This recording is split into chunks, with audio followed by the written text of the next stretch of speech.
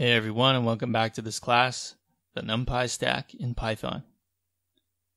In this lecture, we are going to look at one last common matrix operation, and that's how to solve a linear system. Recall that the form of a linear system is AX equals B, where A is a matrix, X is a column vector of values we're trying to solve for, and B is a vector of numbers. The solution is, of course, that we just multiply by A inverse on both sides. We're allowed to do that because we're assuming A is a square matrix, meaning that if it's invertible, then X has a unique solution. In other words, if the dimensionality of X is D, then we have D equations and D unknowns. So this should be pretty simple because we already have all the tools we need to make this calculation.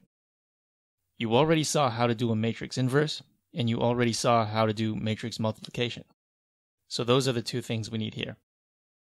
Let's do an example. So A is going to be 1, 2, 3, 4. B, I think we already have it. You know what, let's use 1, 2. So B is 1, 2, A is 1, 2, 3, 4. So the solution to this is X equals np.linalg.inverse of A times B. So the solution is 0 and 0.5. You can try solving that by hand to be sure. Now, of course, since this is such a common operation, in Numpy there is a better way to do it. It's a function that is appropriately named solve. So we call it np.linalg.solve. We pass in A and we pass in B. So we get the same answer.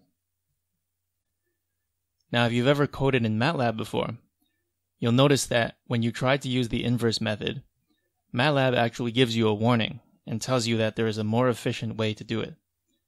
It's not called solve in MATLAB, but it's essentially the same algorithm, and it is indeed more efficient. It is also more accurate.